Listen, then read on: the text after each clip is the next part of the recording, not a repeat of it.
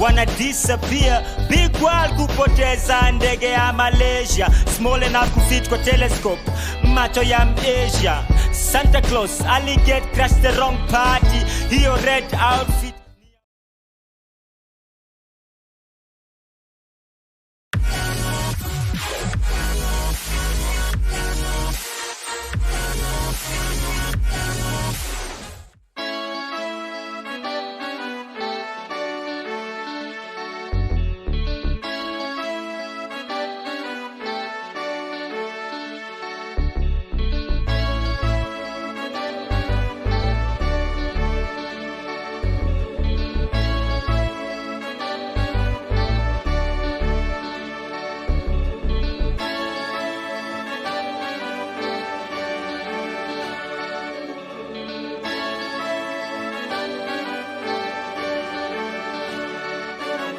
Forgive 7 times 7 times 7. God unajua maths wasn't my best subject. Who fit your shoe ni kama Royco Cube. Kwa mboga inaonja kama lakini bado si stew. Niliomba akap ukanipa running tap. Niko roho juu mkono li follow suit. Ku acknowledge ukinipa nguvu. Faith ilishuka na casket yake. Kifo ili challenge your healing power.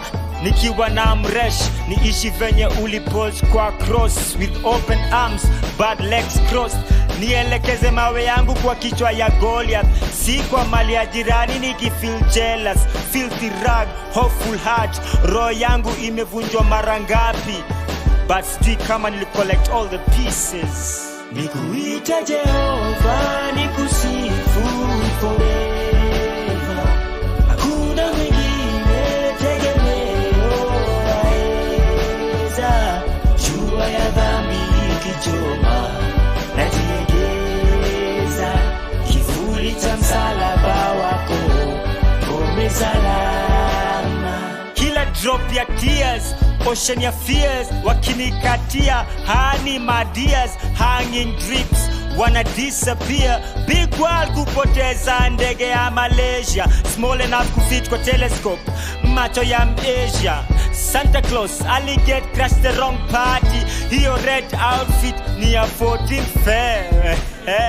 Unadhani uonekane beyond curtains, haujajificha kwa anayeona beyond mountains. Alivyoshikanisha mbao akiwa carpenter, ndio alifanyiwa kwa cross later. What goes around comes around, only that moja inajenga meza, ingine inaunganisha sina na their maker forever. Nikuita Jehova, nikusifu forever. Hakuna mwingine tegemeo waeza. Jua ya dhambi ikichoma najiegeza, kivuli cha msalaba wako ngome salama. Kisa Judas Iscariot, maji iliosha mkono ya Pilato, ni final step to the cross. Jani ili kick off when Eve alipiga bat kwa apple, Adam akajifunika na matawi. Kwa hivyo vegetarian wanakula dirty laundry. I'm joking but Satan isn't. Hell ni hot, heart yake cold, kufit spirit ya God, he move in our souls. Faith ingekuwa nene kama bebo yako, ungesamehea wenzako venye unataka Mola akupe Mola. We, Simon alimsaidia kubeba msalaba, lakini hakuna naeza mbebea the heavy heart towards the lost world. Great mathematician, he got the square root, multiply himself in me and you. Nikuita Jehova, nikusifu forever. Hakuna mwingine tegemeo waeza. Jua ya dhambi ikichoma najiegeza, kivuli cha msalaba wako ngome salama.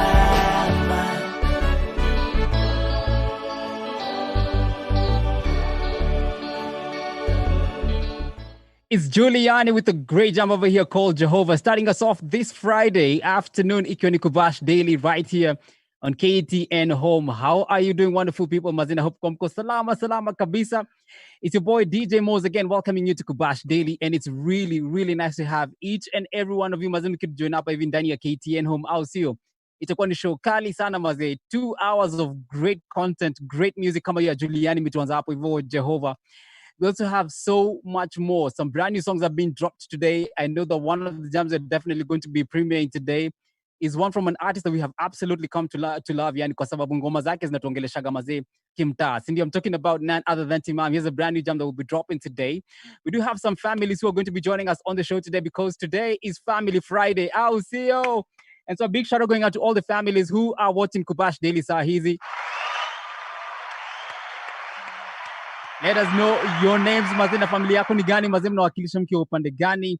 So send us a text message 07921010.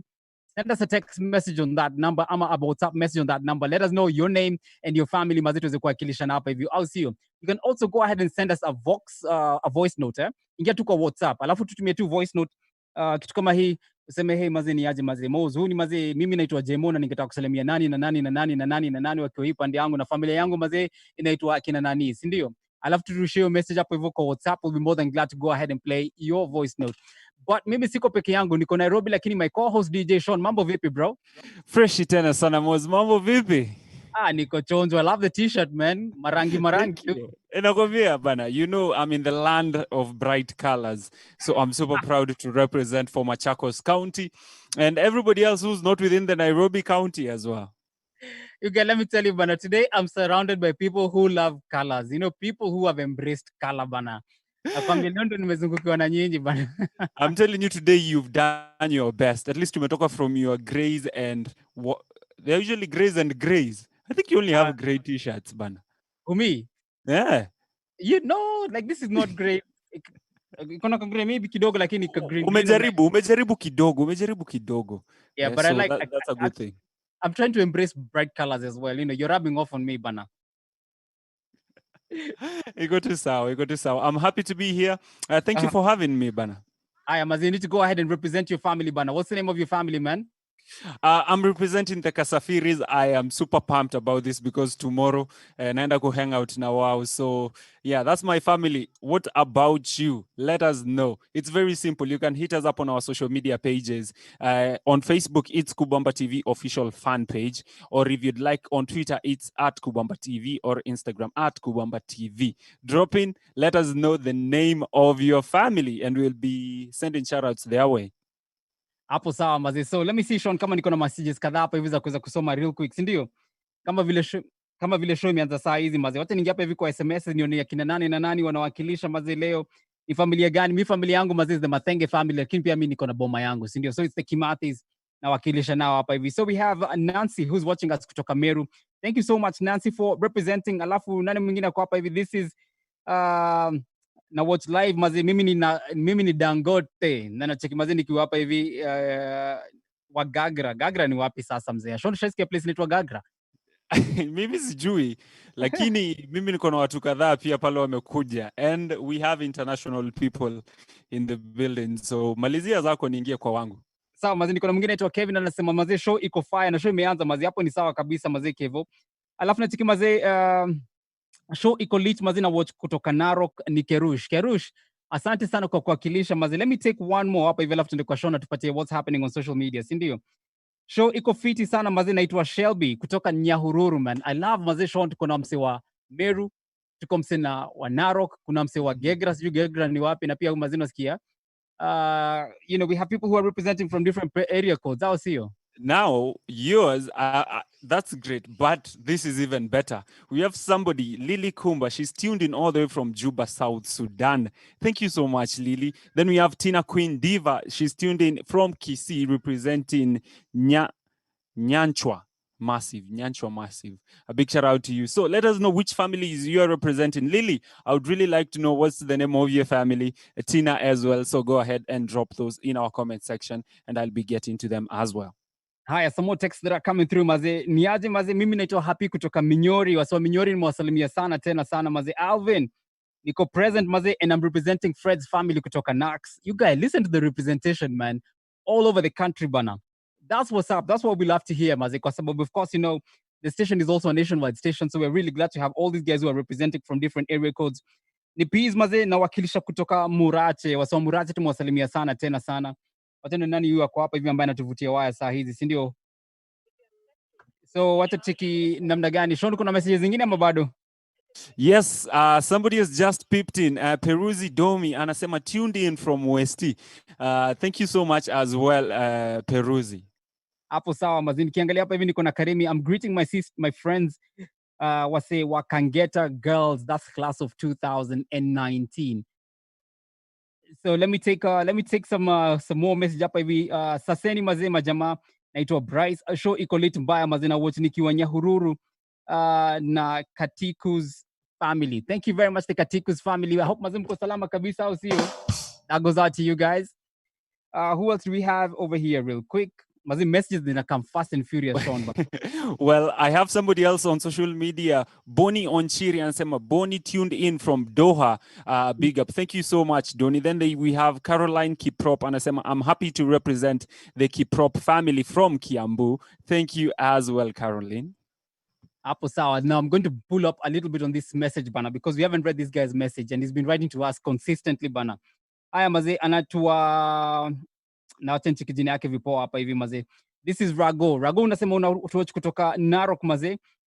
You're representing the Ndais family. Alafu pia unasema mazee, ningetaka pia kugotea mabro wangu wa Antitambua dancers kutoka class yetu 2 Victors Nyamagwa boys. Na wish mother yangu Betty a happy Mother's Day kutoka Narok. This was a message from 2 weeks ago and I was like, man, kwa sababu iko hapo, let me go ahead and read his message kwa sababu amekuwa akitumia messages mazee faithfully kila Friday Buddha. Nice. Then I have Penny Jebet. She's saying she's tuned in as well.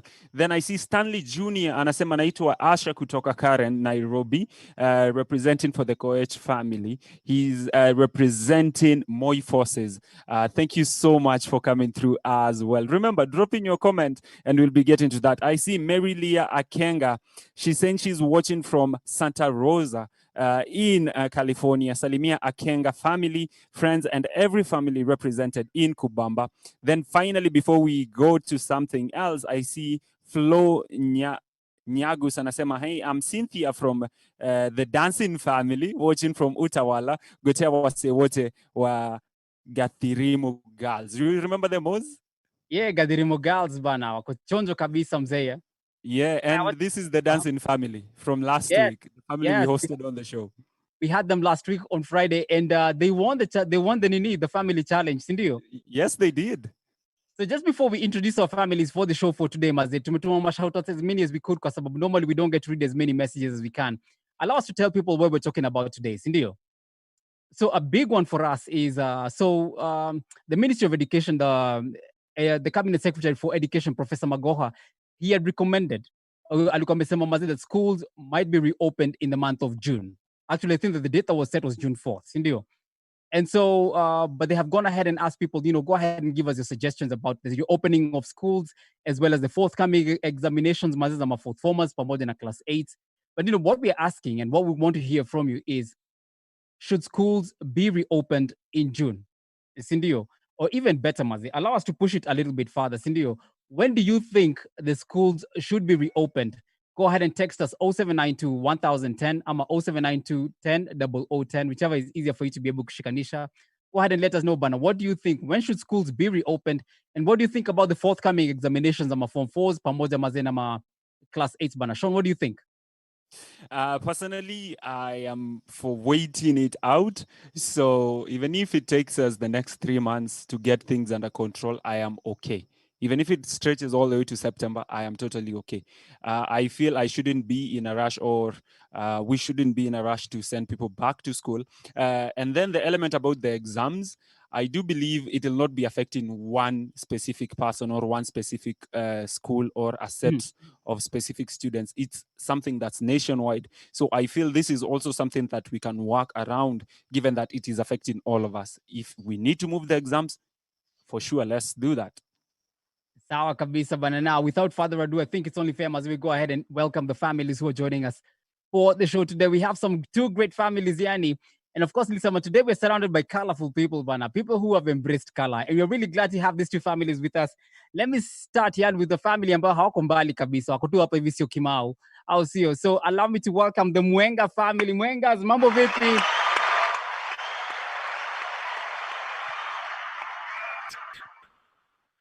So so Mwengas mazina, hope mko salama, lakini so I want to say thank you so much for joining us for the show. So let me go to the Mwenga family, at least mweze kujirepresent, sindio? Go ahead and wacha tuanze na Madhe weze kuintroduce kila mtu, sindio? So Mwengas. Hi mom. Uko salama? I think you need to unmute yourself hapo hivyo. Wacha niulize Dorothy kama anaweza tu unmute hapo hivyo haraka haraka. But in the meantime, friends, you are watching Kubash Daily. And of course, today is Family Friday. We're asking you to go ahead and send us a text message. Let us know which family you are representing uko familia gani bana. So send us a text message 0792 1010. Let me see kama tuko na Mwengas sasa. Hello Mwengas. Hi. That's it bana. Mko salama? Yes. It's so nice to see you bana. Nice to see you too. Mnaendeleaje? Poa. Kiokimau weather iko namna gani? Joto kiasi tu. Baridi saa zingine. Haijulikani hii weather yetu haijulikani saa hizi Iko tu. Hapo sawa mazee. So mom, go ahead and officially let us know who the family members are. Yeah, this is the Mwengas. My name is Miriam Kambua. I'm Dorothy Mwenga. I'm Paul Kisanga. I'm Solomon Milai. Yeah. Hapo sawa. And it's really nice to meet you guys. And of course, maybe wacha na I'm assuming he's the last born, si ndio? Wacha nianze na Solomon, aniambie Solomon uko chuo gani? How old are you na uko form gani? Niko Imali. Niko form 1 and niko 14 years old. Hapo sawa mazee. Alafu Solo? Paul. Oh, Paul, sorry. I flipped them bana. Paul. Sasa naitwa Paul Kisanga. Niko Mboni Boys, 17 years. Na uko form gani? Niko form 4. Uko form 4 bana. We, pressure iko bana. Alafu Dorothy? Niko TUK Technical University. I'm 20 years old. Yes. Hapo sawa mazee. Sean, nasikia kuna mtoko ile cho ulikuwa Bana, we have an alma mater past, that's super amazing. Which year are you right now? Second year. That's nice. Si tulimaliza shule kitambo, sitasema lini. But mi si mzee pia. Hapo sawa mazee. So those are the Mwengas wako hapo hivyo now. The other family that's joining us today wako in the land of far away bana. Wako pande za Kitui, mahali kunaitwa Kabati. So how about you help me give it up for the Munyambus?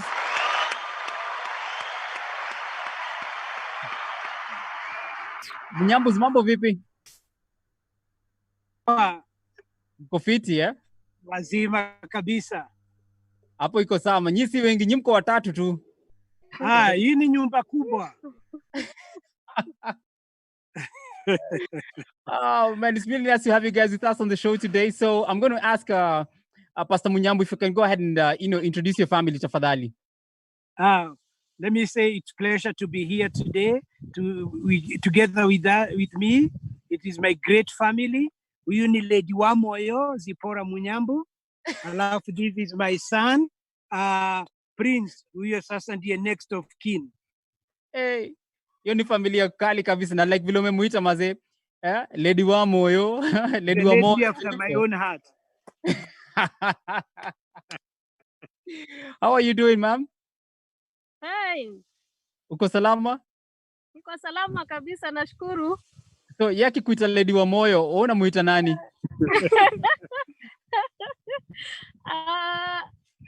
Hata wewe nilisijai fikiria simuitangi jina utani. Oh man, but it's really nice to have you. Ati? Unajua head of the house haitangi majina. Kweli kabisa, but it's really nice to have you guys joining us today. Maybe Bruce, Bruce ufanya nini buda? Mimi hufanya automotive engineering. Wapi? Nairobi Technical, niko mwaka ya pili. Uko second year pia, si ndio? Yeah. So I like this bana. I like what we have here. I like the family setups that we have over here. You know, we have msee moja na represent Nairobi Technical, tuko na dema na represent Technical University of Kenya. So guys, you need to know that these are two different colleges, ndio? Completely different colleges. Sean, kuna kuwaga na beef hapo kwa hizo makoli? Not that I know of. I think the beef yenye ilikuwaga for the longest time when I was in university was between Tuk and Nairobi, because initially Tuk was a college that was part of the Nairobi University. So for the longest time, I think that's where the issue was. But when it became a university on its own, sidhani kunayo, unless watuambie, maybe something might have crept up. Wacha niulize Dorothy. Dorothy, kuna beef? Hakuna beef, eh? Okay, so now, friends, go ahead and let us know where you're watching us from. Which families are you representing? And of course, kama vile umesikia, we have two great families that are joining us today. We have the Mwengas as well as the Munyambus. Now, I want to... nilikuwa naongelesha mazina direct number tunaenda break in a few minutes, so we'll keep the conversations going. So let me ask the Mwengas, how are you guys coping with this time of COVID bana? Inawapeleka namna gani? Mko tu poa, eh? We are bonding with the family, brothers, mom, dad. Tuna bond. Mna bond saa hizi mazi. Hapo ni sawa mazi. Wacha niulize student wangu wa form 4 bana. Bro, unakopaje mazi na hii time ya nini bana? Ya COVID? Mimi na nibojo. Kwa nini nakubo? Niko fourth alafu inaamua tu kutokea. Kuna imedisappoint wase wengi sana. Sijui tulifanya makosa gani, at least God atuone huruma. We hope itakuwa fine. Hakuna makosa, hujakosea buda, uko sawa tu. Na maform 4 wengine maze mko sawa. Hakuna makosa mmekosea. Alafu, let me ask Solomon, wako form 1 bana. How are you feeling about this time bana? Si mbaya. Uko sawa tu. Tuko poa. Unaenjoy holiday, eh? Okay, so alafu mom, how is the family staying together at this time? Well, we are doing fine. Na nimekuja kuwaelewa zaidi kuliko vile nilikuwa nawajua. Because at least at this stage, kila mtu anajaribu kuwa vile hako. Unaelewa na karakta ya kila mtu. So it has been quite good time bonding, but kusomea nyumbani si rahisi. Hiyo ni ukweli. Hiyo ni ukweli kabisa. Ni karakta ya nani imekushtua zaidi? Paul amenishtua sana. Is more responsible ama maze unashtuka? Well, I didn't know he's a very responsible boy. Mm-hmm. Very cooperative. But sometimes he likes being alone. So, yeah. Mwende pia Dorothy pia amenishtua kidogo. She has become more responsible than she was in the last 2 years. Solo anatoa utoto ndani sasa.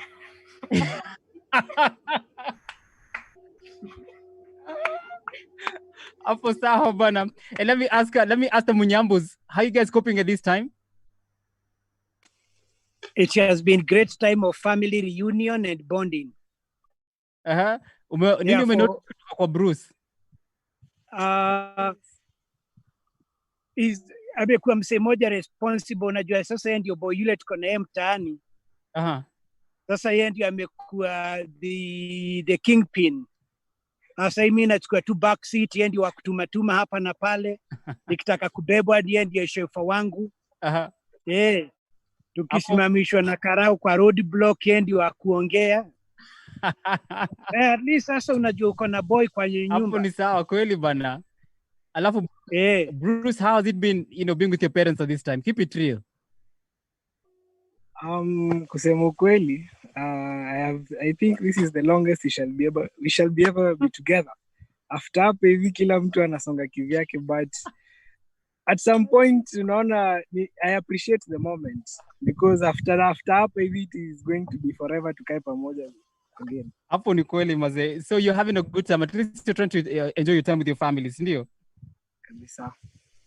Hapo sawa mazi. Guys, let me take so friends, you can go ahead and send us a text message 0792 1010. Let us know which family you are representing. But even more than that, look, umesema pia unaweza tutumia voice note on WhatsApp. We'll be more than glad to listen to your voice note and play it on television.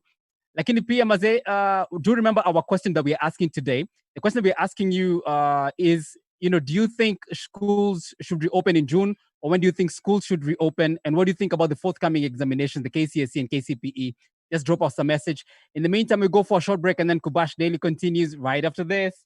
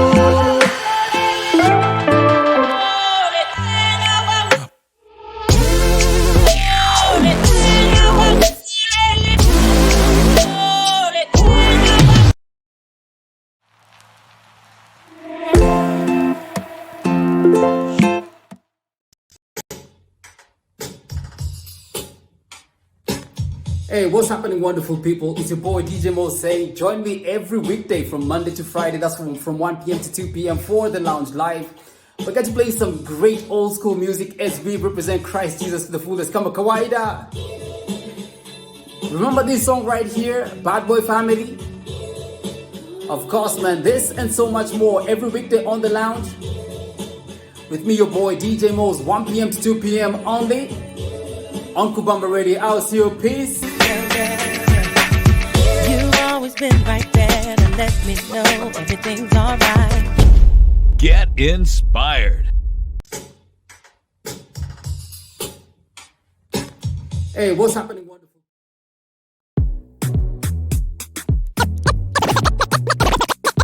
Every Monday, Tuesday, Wednesday, and Friday from 4 p.m. Join DJ Mo's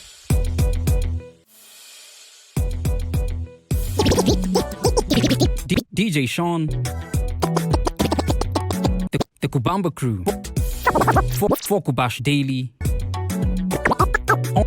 only on KTN Home from 4 p.m.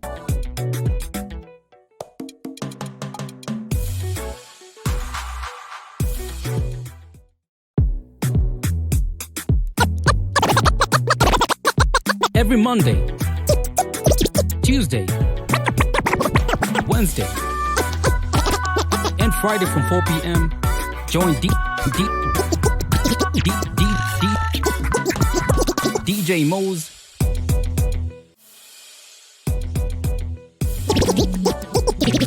DJ Sean,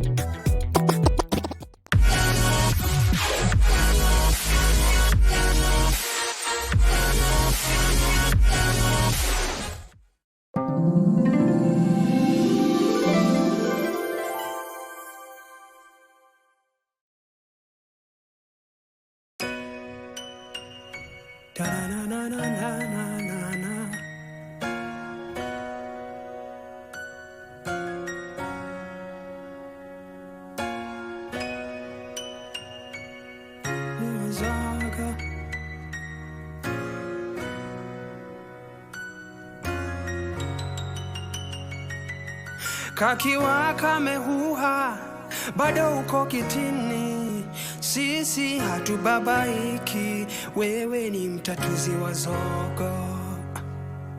Na kukiwa kumedhoka, life imegonga, moyo unahisi kuchoka, wewe ni mtatuzi wa zogo.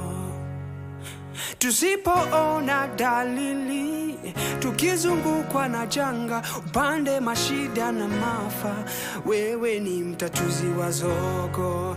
Wewe mtatuzi wa zogo, hauchezagi ndogo, ligi yako ni so, tunajiweka kando, ndo ucheze kiwewe.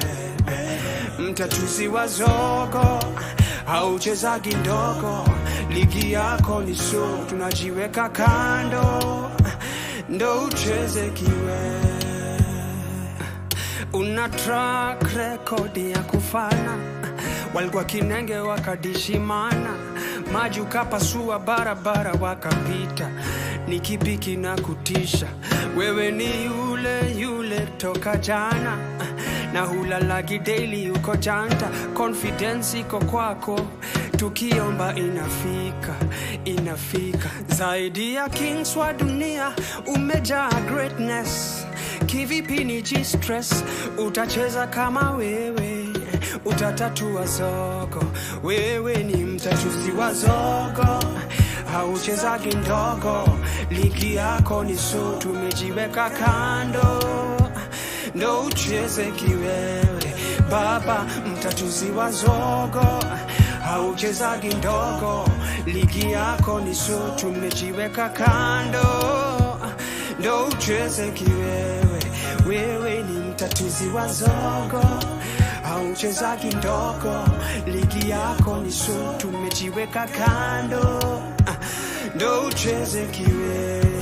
Yawe mtatuzi wa zogo, hauchezagi ndogo, ligi yako ni so, baba cheza kiwewe, cheza kama wewe, nimejiweka kando, uwanjani wako. Such an amazing jump playing right here on KTN Home. The name is Mtatua Zogo by the one and only T-Mam. My good name is DJ Sean, and this is most definitely Kubash Daily.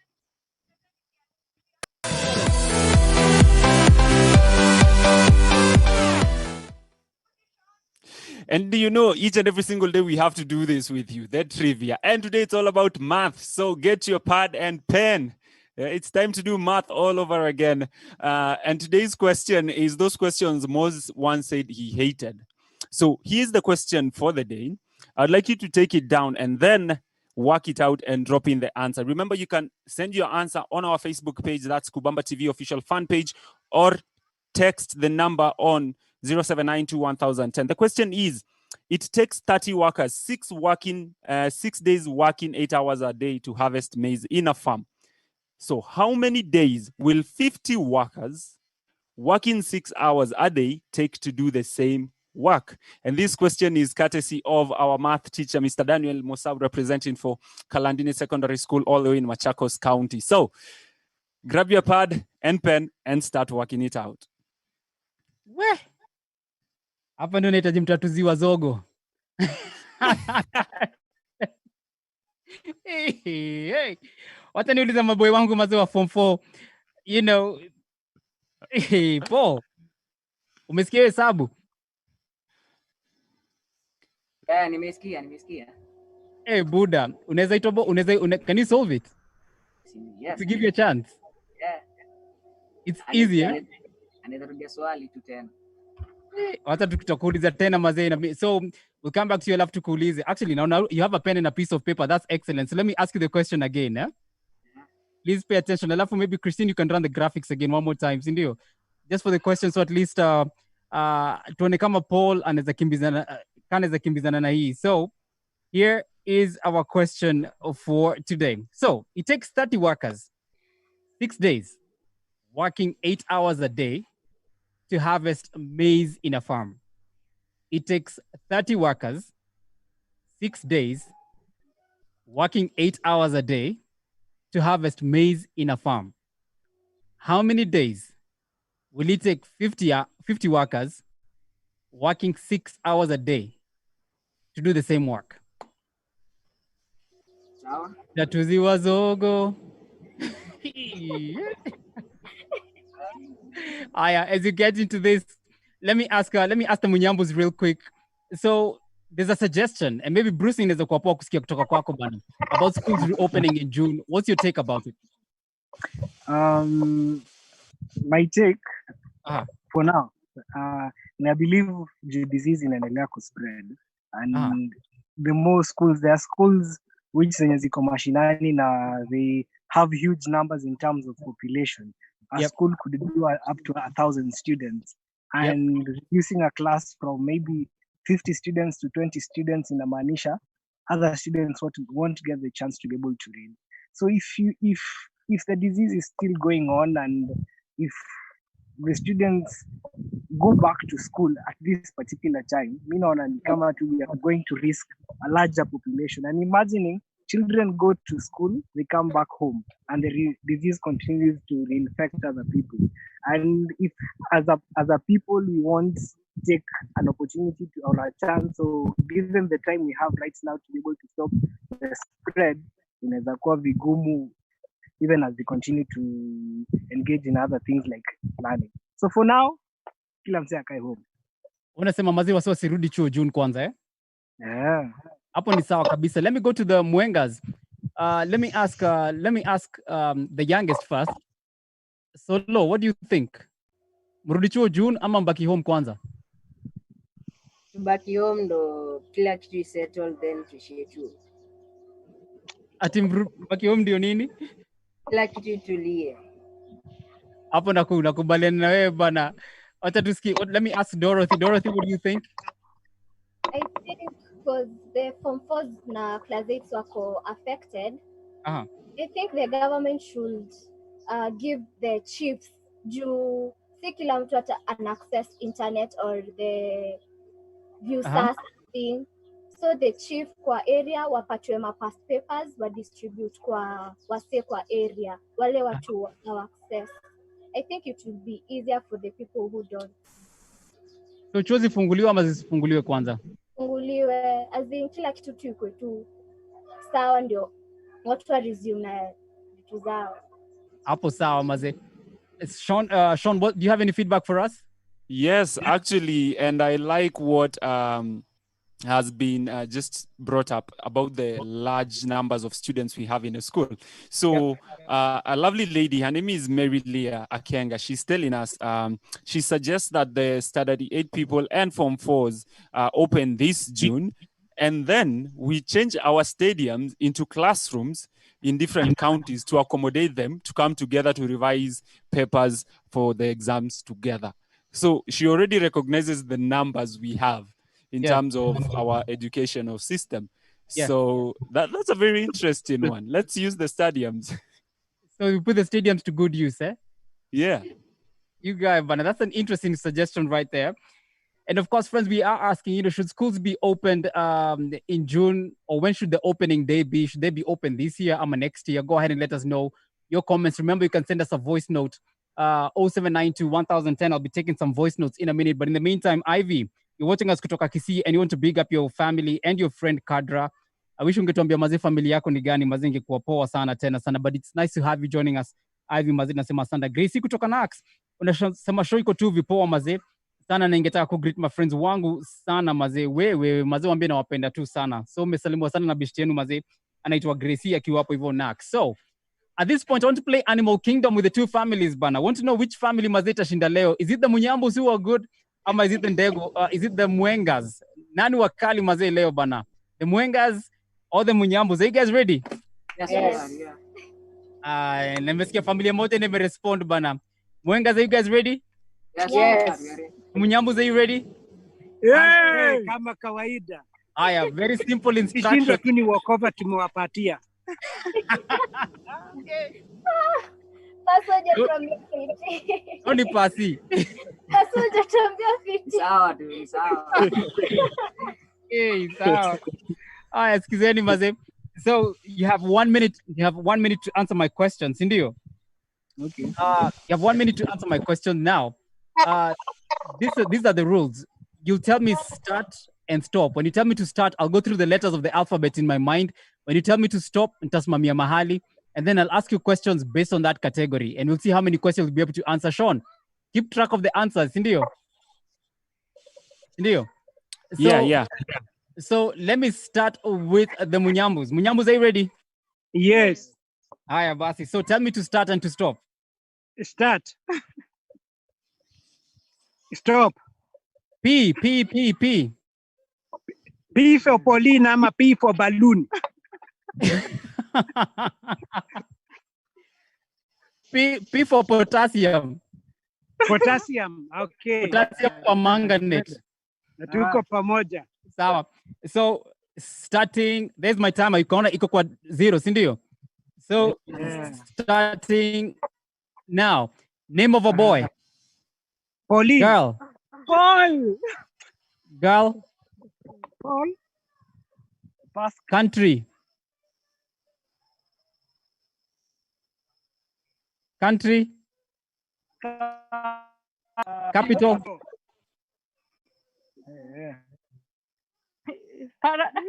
Paris. Car. Gari. Make of car. Pujo. Animal. Panther. Pig. Food. Pizza.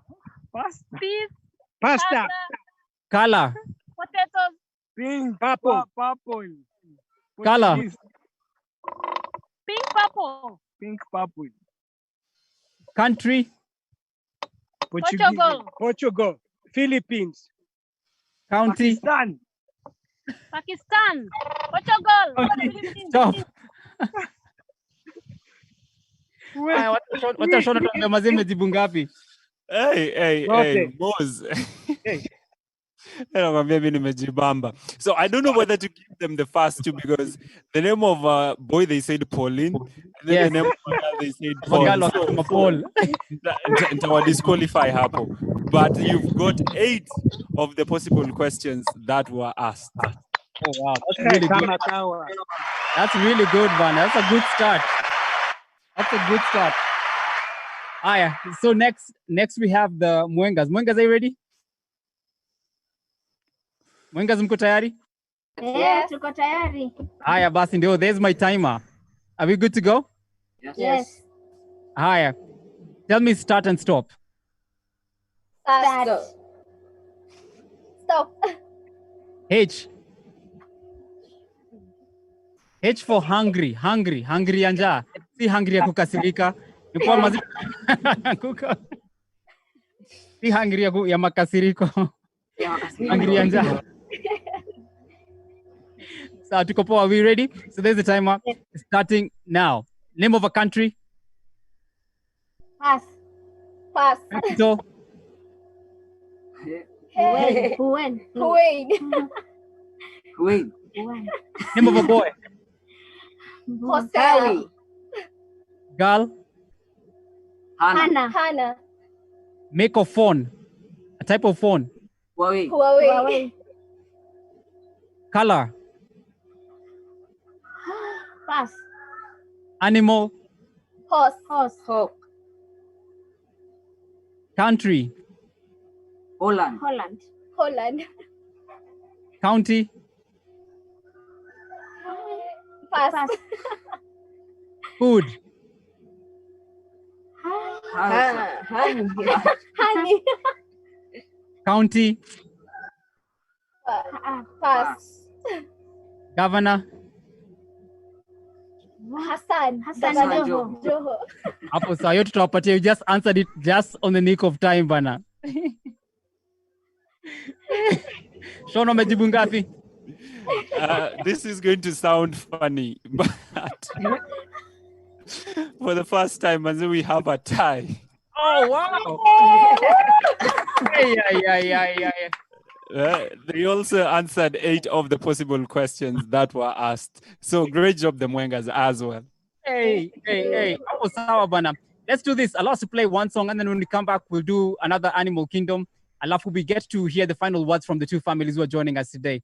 And of course, friends, you are watching Kubash Daily.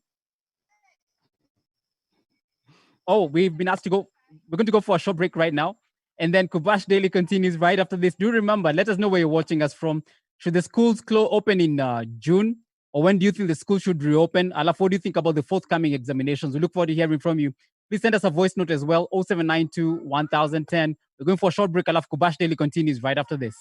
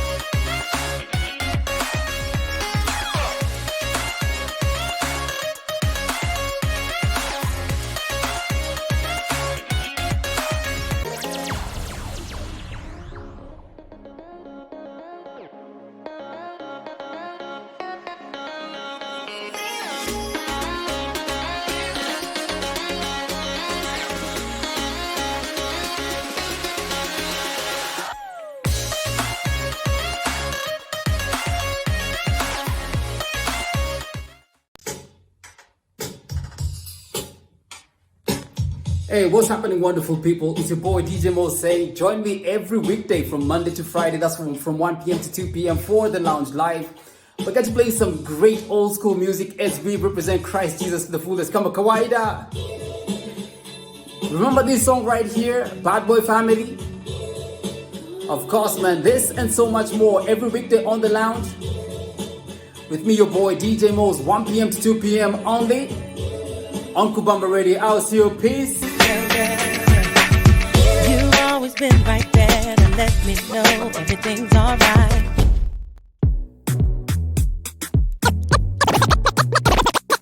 Every Monday, Tuesday, Wednesday, and Friday from 4 p.m.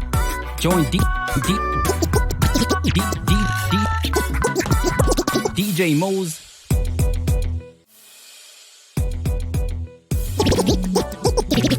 DJ Sean, the Kubamba crew, for Kubash Daily, only on KTN Home from 4 p.m.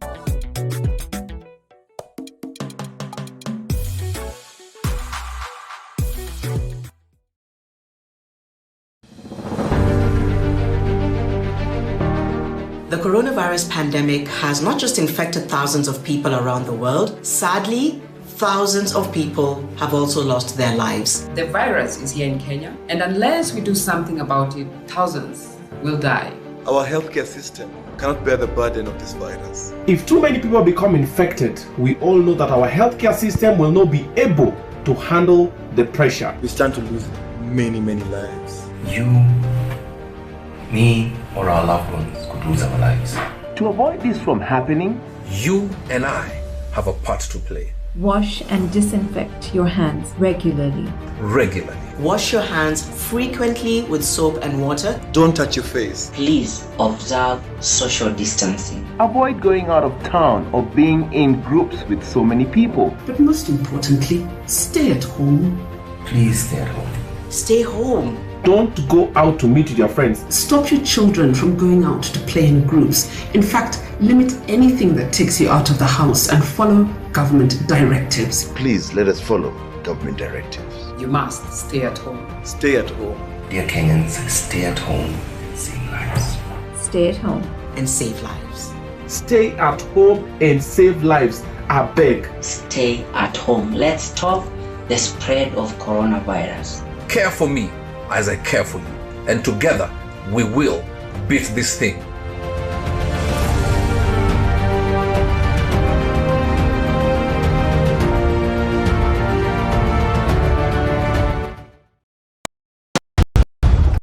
Everyone, listen, gather around.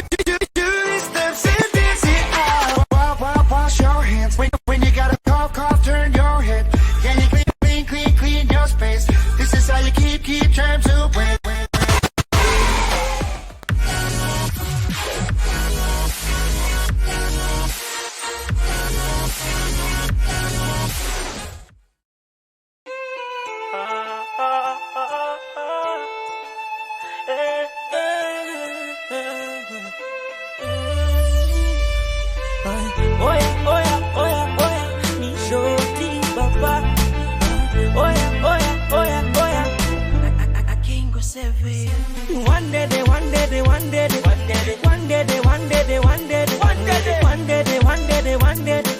Itakuwa sawa.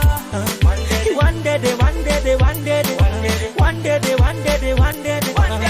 day, itakuwa sawa. Maisha joni noma, hata chakula noma. Hakuna wax, yataka umezoma. Mapeste kunisema kwenye vikao, pressure kwenye mitandao. Nitapata kitu nini? Kila siku nala kwao, hata kama maisha ngumu, bado sitakunywa sumu.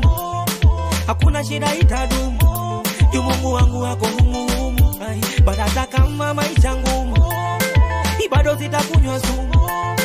Hakuna shida itadumu, Mungu wangu wako humu. One day,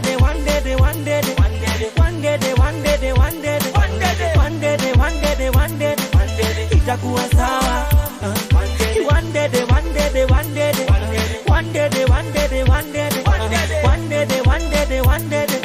itakuwa sawa. Inakaa kwa Mungu kama jela, na kila siku niko kwera. Hata kama shida zinakera, one day niko sawa sitare. Oya budada, mambo itachange joni muda mudada. Mungu ataleta mazuri jo magudada. Mambo itakuwa fresh, itakuwa gudada. Yeah. Oya budada, mambo itachange ni muda mudada. Mungu ataleta mazuri jo magudada. Mambo itakuwa fresh, itakuwa gudada. But hata kama maisha ngumu, bado sitakunywa sumu. Hakuna shida itadumu, Mungu wangu wako humu. One day,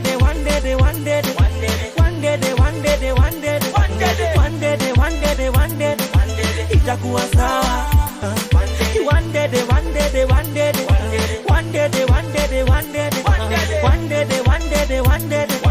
itakuwa sawa. But hata kama maisha ngumu, bado sitakunywa sumu. Hakuna shida itadumu, Mungu wangu wako humu. But hata kama maisha ngumu, bado sitakunywa sumu. Hakuna shida itadumu, Mungu wangu wako humu.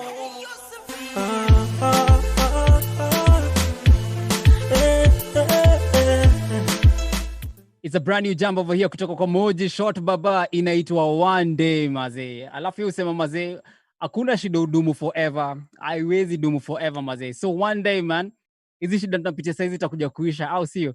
And of course friends, you are watching Kubash Daily and we're having a really good time yani on the show today, and we have some two great families who are joining us this afternoon. Ama tuseme this early evening kwa sababu tuko karibu kuingia 5 p.m. We have the Munyambos and the Mwenga family, and they've been going head to head, Maze, on the Animal Kingdom. But then DJ Sean had also asked a trivia, and we do want to hear from you. What's the answer for the trivia that DJ Sean had asked? Sean, do you want to recap it real quick? Yes, Mose. I would like to do that because I'm still waiting on your answers, and it's a very simple question. So this is the question. It takes 30 workers 6 days, working 8 hours a day to harvest maize in a farm. So how many days will 50 workers working 6 hours a day take to do the same work? Make sure you text us your answer, on 07921010. Include your name and the name of your school, or post it on our Facebook page. That's Kubamba TV official fan page. And Moz, as you talk about the families we have, I have a special shout out here from Florence Watata. And I'm watching from Mutomo Kitui and happy to see my Reverend Munyambo Zipora and Prince. So, yes, there are people who are watching. Alafu guys, in a few minutes I'll be playing your voice notes as you've been sending them. Lakini sikiza hii Sean maze. Tumetuma message kali hapa hivi. Mimi naitwa Mili and I'm watching you guys kutoka Naivasha. Nimeishi maze kuitamani kujiona kwa TV na sijaijipata maze, ila maze ikuwe ni poa maze. Naomba please nijaribie siku moja, at least pia mimi ni film Kenya bana. So Mili, tumesikia ombi lako. So I'll go ahead and I'll take your number. And alafu our producer is going to go ahead and get in touch with you. Alafu check vile unaweza kuwa kwa show, si ndio? Haya basi, so nimekuona na tumesoma message yako hapo hivyo mara hiyo, si ndio? So allow me to go back to the families real quick kwa sababu we need to break this tie, lakini nasikia we need to have a new I think Sean tutakuwa na competition nyingine tofauti hapa hivi sasa, si ndio? Inaka. So the Mwenga family, the mom wants to sing. She's going to sing for us kidogo. Na Munyambu wamesema tuwezi achwa nyuma. Pia sisi mazee pia wana msanii. Wata tuingie mazee kwa head to head hapa hivi saa hizi, si ndio? Yeah. Aya, so let's start with the Mwenga family. All right. Aya, ma'am, Miriam. Yes. You can go ahead and sing for us. I will. I'll just sing like 2 lines of a song and say, even with this COVID-19 issue, God is great, God is good to us, and great is his faithfulness. So we'll just keep on following what the government is saying, and we say great is God's faithfulness. Sawa kabisa. Great is thy faithfulness. Great is thy faithfulness. Morning by morning, new mercies I see. All I have needed, thy hand has provided. Great is thy faithfulness, Lord, unto me. Ndiwe mwaminifu, ndiwe mwaminifu. Asubuhi napata rehema, mahitaji yangu unayajua. Ndiwe mwaminifu kwangu Bwana. Thank you. Hapo sawa. Sean, unaonaje? Hey, nakwambia, I can see the family spirit in this one. I can see it. That's amazing, Bana. So let's go now to the Munyambus. I don't know if the Munyambus are here with us. Yes, they're still here with us. Let's get them up. Hello, Munyambus. Inaonekana ni kama wamefreeze bana. I think wameogopa. Kompe imekuwa stiff sana. But let me take this opportunity and ask our mom, Miriam, if you could just go ahead and tell, just share with families, what should families do during this time when we are on lockdown? What would you advise families to do? Well, I know each family is unique in its own way. So maybe I'm not able to give a very nice advice to the families, but I want to say that it is good to listen to what the government is saying, to follow all the instructions that we have been given, and especially those who have teenagers, to keep watch on them if they can make it, and to trust in God, to keep on praying and trust God that this COVID-19 is going to end. Yeah, it's good that we work as a team, both the parents, the government, and even the institutions, the government, the churches, all the institutions to collaborate and work together so that you can be able to see how to, I will use the name tame, and to conquer this animal, the COVID. So also it's good that for parents, I know we are going under a very trying time that many of us, the income is low, and some people might be having a lot of challenge. We trust God that is going to see us through and help us to overcome all this. Yeah. Thank you so much. Thank you so much, ma'am, for sharing some great advice with us as families. And of course, we do want to insist that it's important for all families to go ahead and take heed to the government regulations. In a few minutes, we'll be having a cool doctor who's going to join us, Yani, just to help us be able to understand what do we need to do at this time, especially for young people. And of course, friends, you are watching Kubash Daily right here on KTN Home. Nasema asante sana for your great company. Sean, sijui kama uko na feedback yoyote hapo hivyo kwa nini? Kama uko na feedback kwa social media? Oh, yes, Mose. We have a lot of feedback. This is on our Facebook page. That's Kubamba TV. Remember, that's where you can post in your comment. Instagram at Kubamba TV, Twitter at Kubamba TV, and I'll be getting to them as well. There's a lady known as Mary Jep. Let me get... Okay. Ngoja kidogo, moja yangu inakata. Here we are. There's Beth Njoroge anasema, hey DJ Sean, my answer is 4 days and 8 hours representing Limuru girls. Thank you so much. Then we have Faith from Embu anasema, representing Ben's family. Thank you so much. Mary Jepkoril anasema, the government should not risk the lives of students at all levels. Education will pick up after the COVID-19 season, but lives will never be reversed. Patience pays.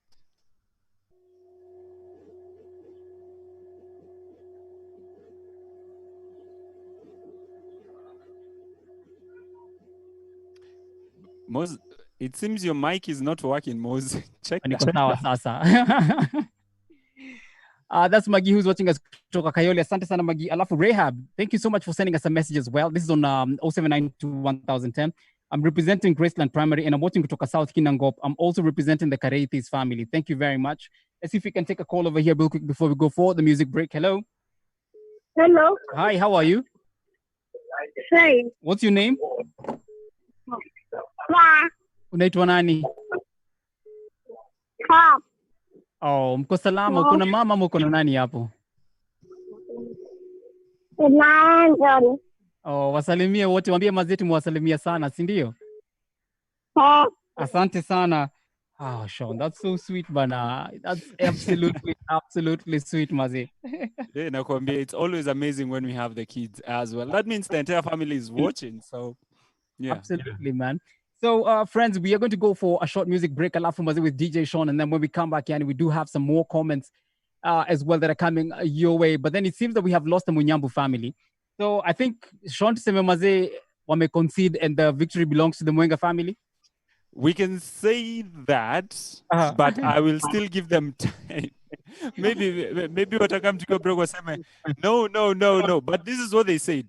I remember when they started wakasema, hata kama the Mwengas watashinda, hiyo wamewapea walkover. So I'm not sure. I think tutai progress, but inaonekana maybe wamesurrender. But let me ask Paul real quick. Paul, umemaliza hiyo hesabu? Nilimaliza. Tupatie jibu yako tuone kama uko sawa. Kaka calculations zangu ziko sawa. Nimepata 8. Yeah. Now, basi, just hold on. Alafu, in a few minutes, we'll let you know kama umepata jibu ama kama umekosea. In the meantime, friends, DJ Sean tupeleke music mix. What's coming up, bro? So right now I have some amazing music from Kenya as well as a bit of African music and the entire continent of Africa. So this is the time for you to get up and start dancing. So here we go. Our first mix of the show. Najua tumeongea sana leo, but you know, we can always have fun. Sivo? Hapo sawa.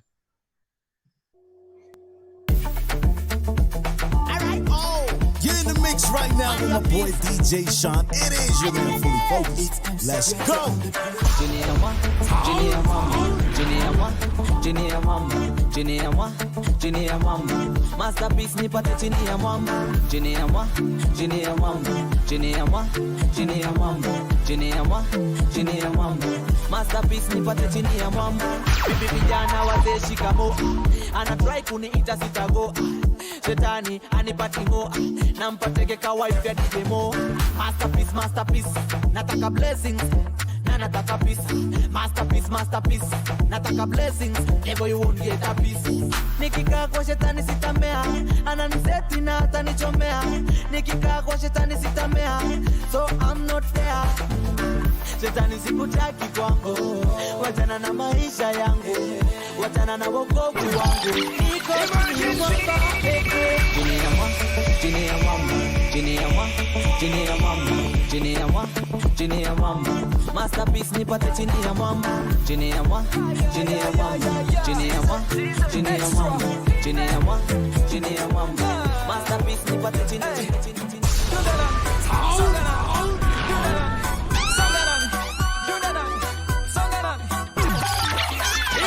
from my head, shoulder, knees and toes. I mean, it's from my head, shoulder, knees and toes. Come kwa baba, twende kwa baba. Come baba, come mama, twende kwa baba. Come kwa baba, twende kwa baba. Come baba, come mama, twende kwa baba. Hi, you're in the mix right now with my boy DJ Sean. It is your man, Fully Focused. Let's go.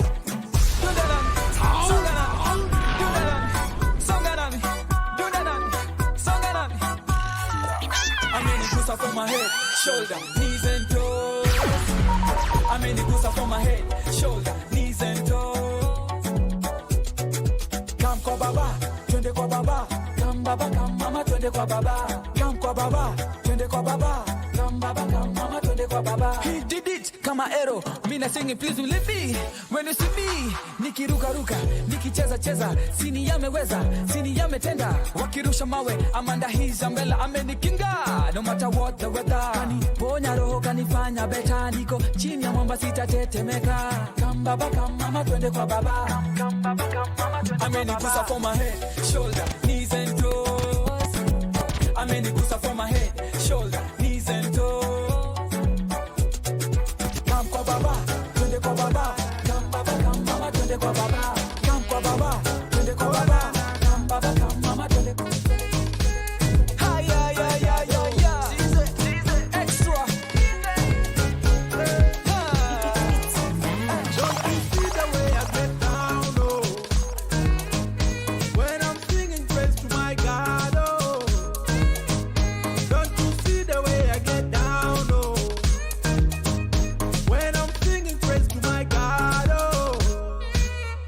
Amefanya vitu noma, misiwezi kukataa. Pendo wake umenigusa, there's no other kind of love. Amefanya vitu noma, misiwezi kukataa. Pendo wake umenigusa, there's no other kind of love. It's the way you love me, I can never get enough. Wendo wako wagokora, I can never get enough. It's the way you love me, I can never get enough. Wendo wako wagokora, I can never get enough. Oh my God, umenitosha. Oh my God, umenitosha. Oh, you're in the mix right now with my boy DJ Sean. It is your man, Fully Focused. Let's go. Ladies and gentlemen, introducing DJ Operate and my homeboy, Limo. And if I fall anytime, you to lift me up, you to protect the boy. So you rescue the boy. So you love me, comfort the boy. And if I fall anytime, you to lift me up, you to protect the boy. Your type of love, you the show person.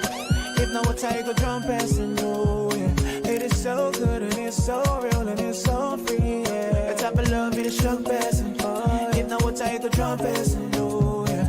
It is so good and it's so real and it's for free, yeah. I know I don't deserve it. Your love is overwhelming, no. And it's it's a vibe, so your love it was brand new. I know I don't deserve it. Your love is overwhelming, no. And it's a vibe, it's your love it was brand new. Forgive my shortcomings. You know I hate these shortcomings. Oh, I don't know why I do things I hate. Oh, forgive my shortcomings. You know I hate these shortcomings. Oh, cause the things I wanna do, I don't do them. I'm a mess. I don't know why you love me. I break your heart, but see the way that you love me. I know no it's not undo way you love me. So I break your heart, but see the way that you love me. I know I don't deserve it. Your love is overwhelming, no. And it's a vibe, so your love it was brand new. I know I don't deserve it. Your love is overwhelming, no. And it's a vibe, it's your love it was brand new. So I said,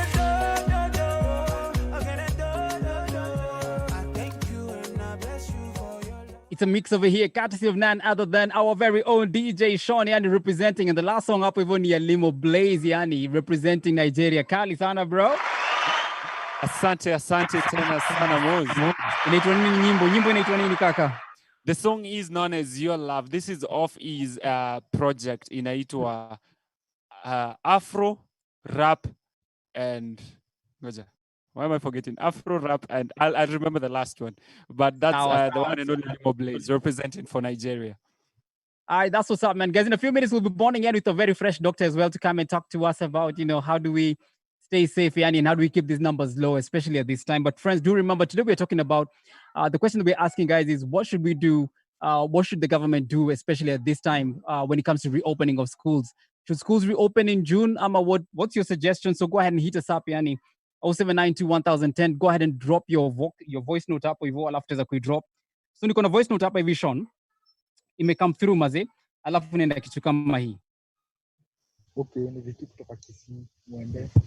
So niko na suggest kurudi shule sasa hivi ni ngumu juu. Je, kuona shule hakuna vile unaweza avoid kugotea mtu. Lazima utamsalimia. Shule ziambia kiasi keep social distancing. Lazima tutacheza futa. Yasikia hivi tucheze ruji. Au usicheza ruji bila kushindana. So mwanzo corona tu. Acha tuiishe turudi shule tu mara moja instead ya kwenda kurisk life huko. That's a great voice note right there, Maze. Even though his audio was a bit low, but basically linasema Maze, history ya kwenda chuo Maze saizi si muhimu kwa sababu hakuna vile wase wanaenda Maze chuo wakose kucheza futa, lazima wase wacheze futa, lazima wase wagoteane. Hakuna vile unaweza cheza ruj Maze na usishike mtu, so anasema Maze, wacha tu history ya corona yote ishe alafu tu baadaye tuweze kurudi chuo, but for now anasema Maze, it's not advisable for guys to go back to school at this point. And I can see that finally the Munyambus are back, and I think we need to finish this competition. Cindy or Sean? I totally agree with you, and they are back with a vengeance. Wamesema they were to make sure this happens. So Wamerudi na ubaya. Wamerudi na ubaya. Okay, so Munyambu, so basically, let's just say the music contest hiyo liisha, hiyo tumepatia Maze the Mwengas. Mwengas wamewakilisha vipoa sana na tumeimba nyimbo pamoja. Great is thy faithfulness. Ilikuwa kali sana. So let me do this because nacheki pia ni kama time inaenda sana. Allow us to come back to Animal Kingdom alafu pasito tumalizia in terms of what family should do at this time. Keeping it short, najua mapasi mkipata 1 minute na kwa ni 5 minutes, ndio. So, but now let's go back to the Animal Kingdom tujue ni familia gani itaweza kushinda leo. So let me start this time around with the Mwengas. Mwengas, tell me to start and to stop.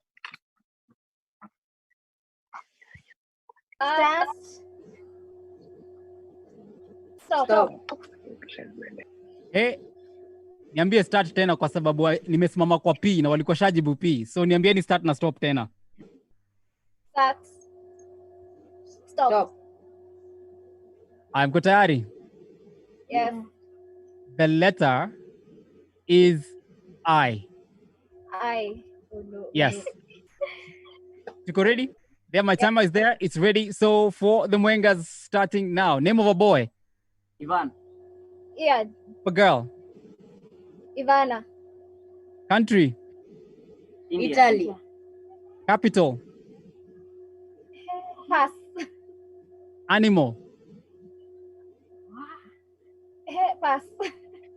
Food. Cooler.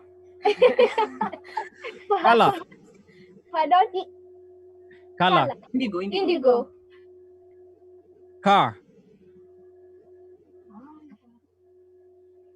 Isuzu. An item found in the kitchen. Pass. Item found in the living room. Pass. Capital. Pass. Animal. Oh man. Nimerudi hapo cause normally wale mtu uchanganyikiwa alafu unakumbuka mazezi it goes on bana. Shona umepata ngapi? Sinaweza wajibia. Ati hapana usijibu kwa sababu kuna familia nyingine hapo.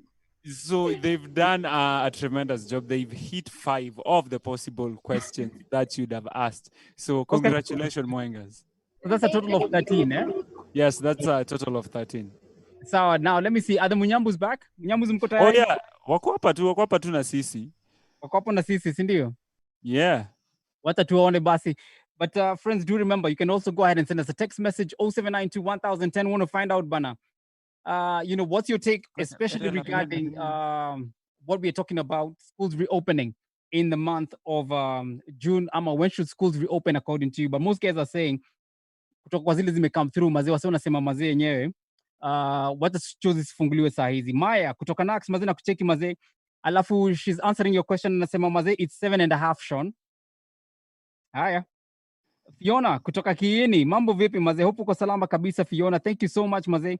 Alafu nani mwingine ako hapa hivi ambaye anawakilisha Rachel na kuona unasema you're representing Washigo's family from Githimo na wakilisha Ginda Girls. But Sean, I think it's only fair at this point mazee tuweze kuambia the Mwenga family kwa heri. I don't know if you kama mko na salamu ungetaka kusalimia anyone. Dad, tunakusalimia hata kama uko hapa.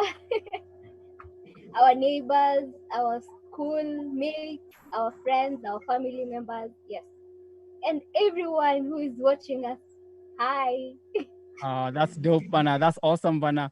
So lazima nikupatie chance kusalimia watu wa Mali. Na salimia wote, all the teachers na doctors wanafanya kazi poa sana.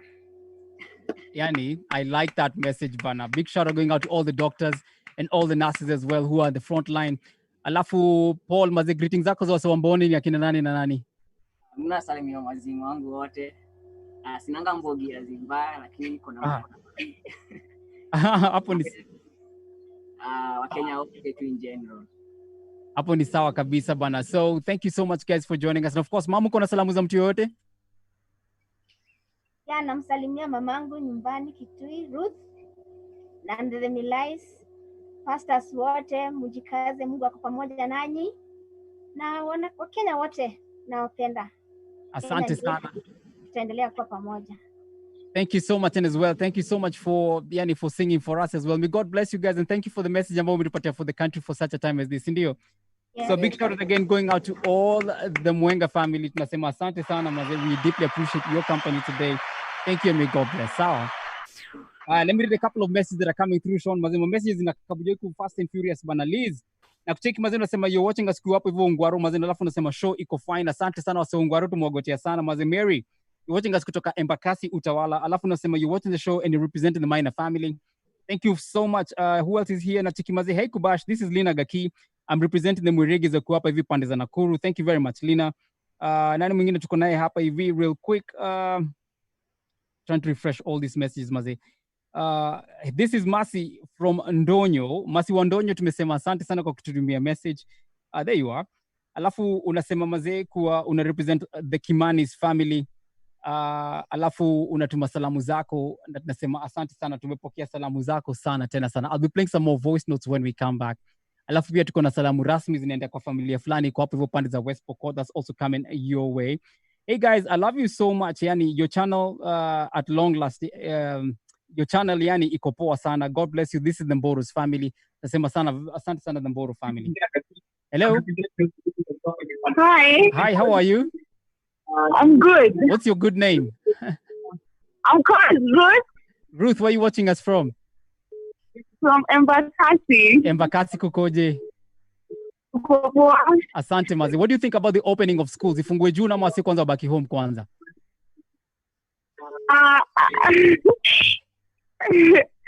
Halfway.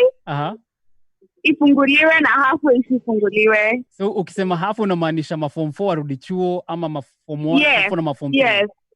No, class 8 na form 4. Manzana za kurudishwa nyuma, it's bad. It's so painful. Yeah, so at least class 8 na form 4 warudi wafanye mtihani. Hapo sawa Ruth. Na huko chuo mshamaliza chuo? Mimi nishamada. Afiti bana. What do you do now?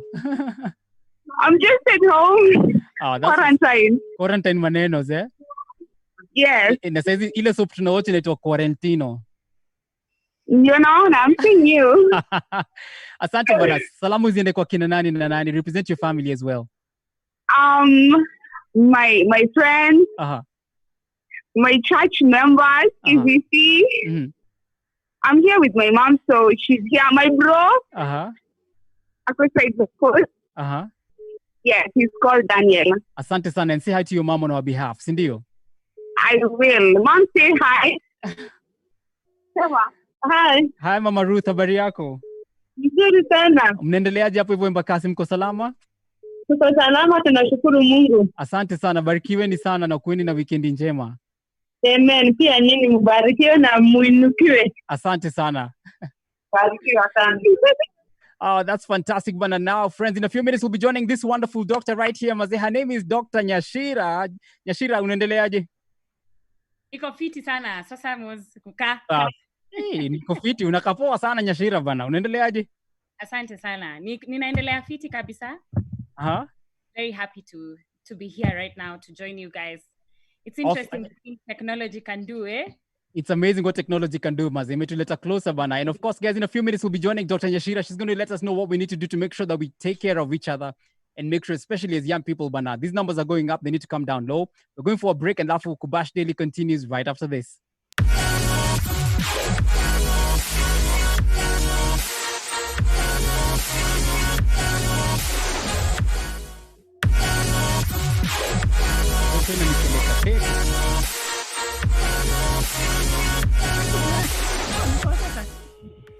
Sasa hii huko.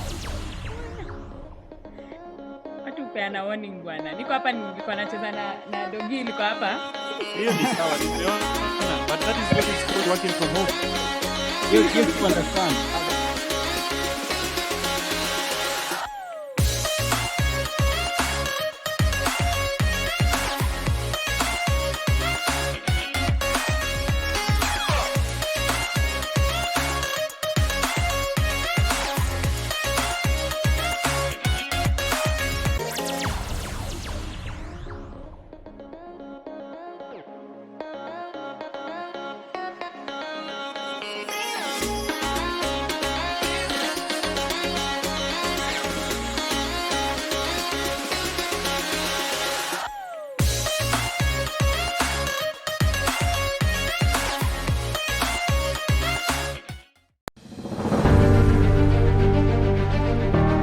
The coronavirus pandemic has not just infected thousands of people around the world. Sadly, thousands of people have also lost their lives. The virus is here in Kenya, and unless we do something about it, thousands will die. Our healthcare system cannot bear the burden of this virus. If too many people become infected, we all know that our healthcare system will not be able to handle the pressure. We stand to lose many, many lives. You, me, or our loved ones could lose our lives. To avoid this from happening, you and I have a part to play. Wash and disinfect your hands regularly. Regularly. Wash your hands frequently with soap and water. Don't touch your face. Please observe social distancing. Avoid going out of town or being in groups with so many people. But most importantly, stay at home. Please stay at home. Stay home. Don't go out to meet with your friends. Stop your children from going out to play in groups. In fact, limit anything that takes you out of the house and follow government directives. Please let us follow government directives. You must stay at home. Stay at home. Dear Kenyans, stay at home. Save lives. Stay at home. And save lives. stay at home and save lives. I beg. Stay at home. Let's stop the spread of coronavirus. Care for me as I care for you. And together, we will beat this thing.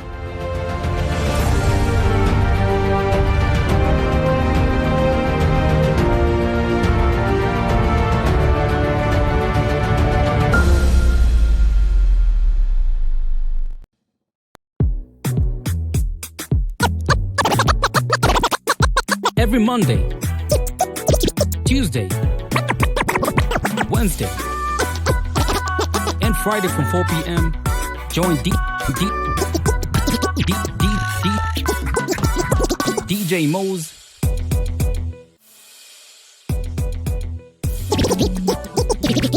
DJ Sean, the Kubamba crew for Kubash Daily.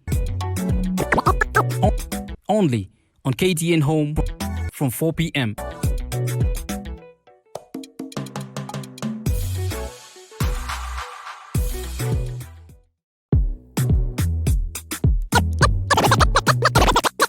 Every Monday, Tuesday, Wednesday, and Friday from 4 p.m. Join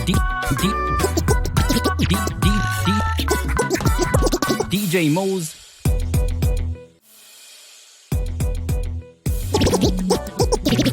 DJ Sean, the Kubamba crew for Kubash Daily. Only on KTN Home from 4 p.m.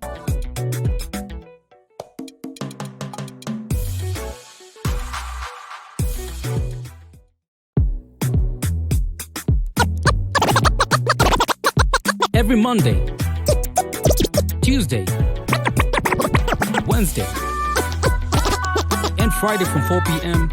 Join DJ Mo's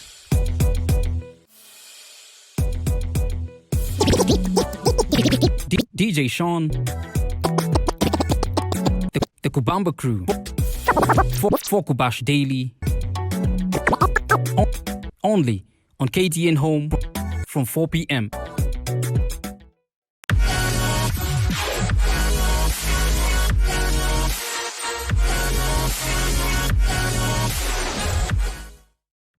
Mentre sei vivo, ricorda di vivere.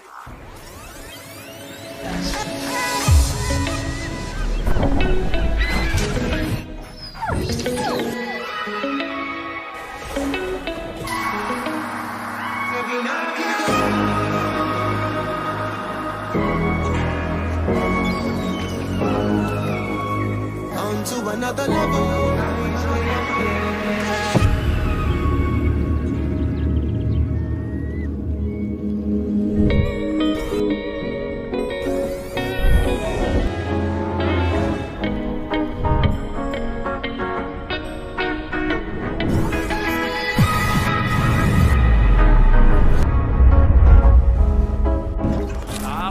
Trinidad, the last paradise for all.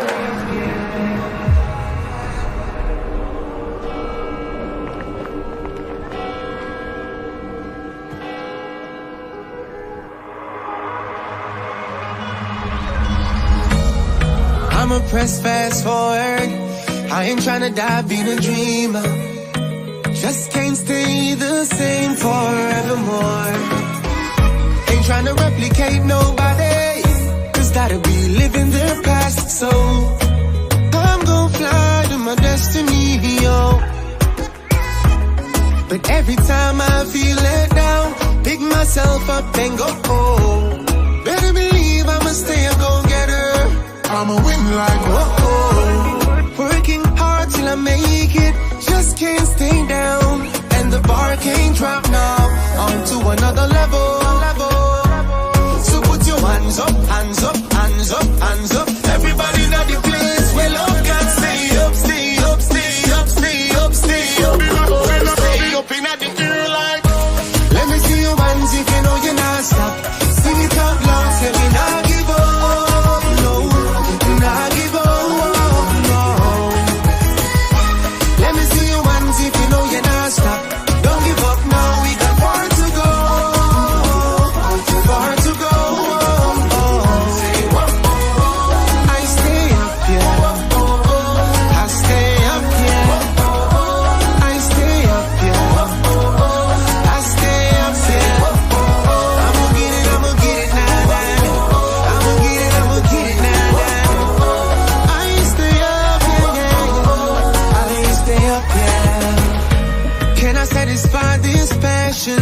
A taste only makes you stronger. Watch me work for you reach God's purpose. Yeah. He leads, I follow. I'll be a puppet on the string, yeah. Hoping that we give the best performance. But every time I feel let down, pick myself up and go, oh. Better believe I'ma stay a go-getter. I'm a winner, right? Oh. Working hard till I make it. Just can't stay down. And the bar can't drop now. On to another level. So put your hands up, hands up, hands up, hands up. Everybody know the place. Well, love God, stay up, stay up, stay up, stay up, stay up. Stay up in the ear light. Let me see your hands if you know you're not stop. Sing it out loud, say we not give up, no. Not give up, no. Let me see your hands if you know you're not stop. Don't give up now, we got far to go. Far to go. And of course, friends, you are watching Kubash Daily. That's positive with a cool jam that's called Stay Up. And right now, what we need to do is most definitely stay up. Kwa sababu unajua times ni challenging. Lakini ni muhimu we keep our spirits up, sindio? And you did that video in Italy. And of course, Italy is one of the countries that was greatly affected by the COVID-19. Going to your messages, hapa hivi, John Dina kucheki mazee, unasema you're representing Nyeri. Na chuo yako mazee ni Kareti Secondary. And lafu nakwambia Sean, jibu yake anasema ni 5 days. Wacha tusikie kama ni true mazee. Sean is going to give us the answer for the trivia in a few minutes. Alafu naendelea kusema the school should remain closed, although I'm not happy with it. Anasema mazi, there is absolutely no need of risking. Kuna mwingine alikuwa ametumia message hapa, even to Mary, ana represent Kahuhia Girls. Mary anaendelea kutuambia mazi kuwa yani chuo zisifunguliwa, anasema ni tricky sana. Here's a voice note that has come through. Yeah. Okay, let's do this. Let me get the voice note going on one more time, Mazi. It's hard hosting and doing all these things at the same time, man. Okay, so here's a voice note. Okay. Sean, tupatie maze trivia, jibu ya trivia. All right, Mose. Thank you so much. Now, to our trivia, this was Math Day, and I hope you did your math. A big shout out to every single person who's dropped in their feedback. Thank you so much, Betty, representing Limuru Girls, and every single person who sent in their feedback. Now, as you can see, the answer, we can say it's 4.8 days, or you can give an approximation to 5 days. And this is because it's a ratios thing. You follow? So if you remember ratios, there's a certain ratio play in this question. So if I can get my explanation quickly, very quickly on this one, the first ratio is that the number of days will decrease in a ratio. And that ratio is we are decreasing the number of hours or the number of workers. And then we have the number of days increase also in a ratio of 8/6. So if you take these two ratios and you work them out, that should give you the answer 4.8 days. So you can either say 4.8 days or you can approximately give it 5 days. So if you got either or, you most definitely got your mark. Hapo sawa kabisa. So anyone who answered 4.8 or 5 days, mko sawa kabisa. There's a girl who had sent you a message kutoka Limuru Girls. Alikuwa shaiwai, si ndio? Tena sana. Thank you so much. Hiya, basi guys. Here is the voice note I was trying to play for you guys earlier. Yeah, it's Jemima from Okunda. I think the schools should not reopen just yet because of the larger population of the students. If they reopen now, the infection will increase rapidly. So I think if it's a must that the schools should open, only the candidates should open the schools. The other ones should just stay at home until all this story with the COVID-19 is contained. Yeah, thank you. Hapo sawa, mazee natupigia simu kutoka Ukunda. That's a cool voice note. Anasema machozi sifunguliwe, only for the candidates should go back to school. But we're glad that we have someone who's been dealing with these issues, the COVID-19, for a while. She's young, but she's a very fresh lady. And of course, she's a doctor as well. Dr. Nyashira, how are you doing? How are you? Niko salama kabisa, uko fiti? Niko salama, nashukuru. Yani, thank you for joining us for Kubash Daily. It's really nice to have you with us. It's good to see you as well. This is very weird. Yeah. Kukutana kwa mtandao, eh? Nakwambia, yani. Social distancing. Social distancing. Inaumiza wengine wetu. You know, some of us are very tactile, eh? We like to be greeted. Yeah. That one has been put on hold. But let me ask you, Dr. Yeshira, real quick, because I know our time, we need to finish the show in a few minutes. First, what do you think about schools reopening? Guys are suggesting maybe the candidates go back to school, or schools should not remain open. They should be closed. You're a doctor in this space. What do you think? Well, I think at some point, with the WHO statements about this might be around with us for a while, I guess we will be forced to have to rethink and make different decisions as we go along. Yep. I would probably support opening in phases, not like everyone back into school, but just, working out a way that the children can go back to school, but in phases. But you also have to be very cautious, because you'll say, okay, where there are more cases, how do we do it? So there's a lot of thinking around it that they'll have to do, because then how do you explain to parents whose children might get COVID while they're in school? Yes. But you can see it's already in our communities, so it's not like we're excused at home either. So there's a lot of thinking and logistics that will go around that. I hear you. And, being in this space, and of course, you work at Mbagathi Hospital. Are you concerned when you see the number of cases rising? Of course, I'm concerned. A lot of the work I've been doing has been actually around training healthcare workers around the country. Am I concerned that the cases are rising? Yes, but it was inevitable. I mean, if we look at other countries, the data around the world, it was, what we can do is now just be careful. I mean, follow what directives are being given. But the numbers going up is not a surprise, really, to me. Anybody who's done epidemiology is able to, probably see that this was going to come. Yeah. What we are praying and what we are hoping is that we don't go into a lot of severe cases, severe disease, and high death reports. Yeah. I hear. And maybe just real quick, what should we do as families as well as individuals to make sure that these numbers, at least we need to see the numbers flatten kwanza, alafu hiyo curve ianze kwenda chini. What are some of the key things that we need to make sure we look out for?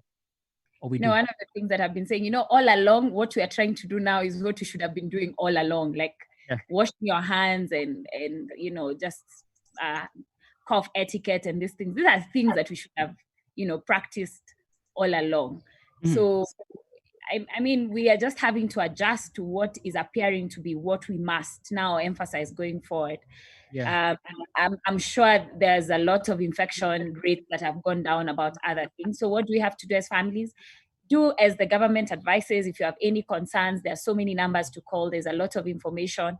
But what we are being asked to do is something that we should have done, all along. Is just that now the effect of not doing it is very real. Yes. Yeah. And for me, it would be actually not make the ones who are infected be stigmatized. Not like it's appearing like it's, they are facing a lot of stigma, which is really unnecessary in my opinion. So supporting family member who would have tested positive. All right. Seeking healthcare as soon as you have any concerns. There are so many numbers to call.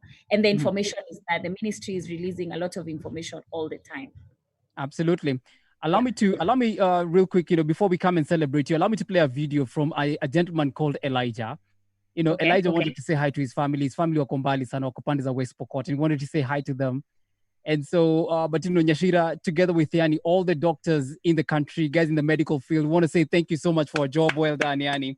Yani, we celebrate you guys 100%. But real quick, here's Elijah saying hi to his family.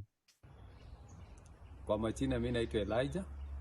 Nataka kusalimia familia yangu ambayo inakaa West Pokot, Kapenguria, Miriam na Joy, Asnat, mama yao, na nataka kuambia watu wa West Pokot wanawe mikono na wafuate sheria ya serikali jinsi ambavyo inasema, na Mungu aweze kuwabariki. Asante.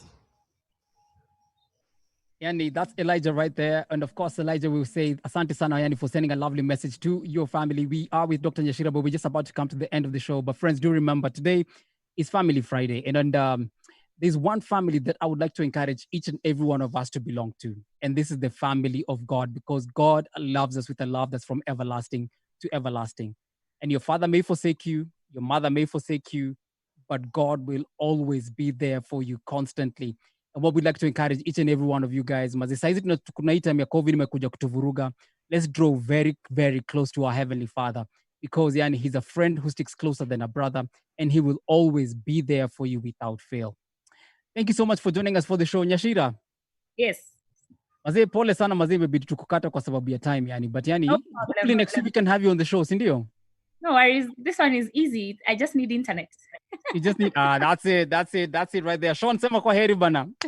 Thank you so much for every single person who's tuned in, for everybody who's taken part in our trivia. See you on a Monday, and make sure you bring your family for an amazing time. But from me, goodbye and God bless. And of course, once again, Dr. Nyashira, together with all the guys in the medical field, and we celebrate each and every one of you guys. And you guys are doing an amazing job. One more time. Go on, Sarah, let's clap for them. My daughter is here. Go on, clap for them. Clap. Thank you so much. From all of us, I want to say thank you so much, guys. And Koherini. See you.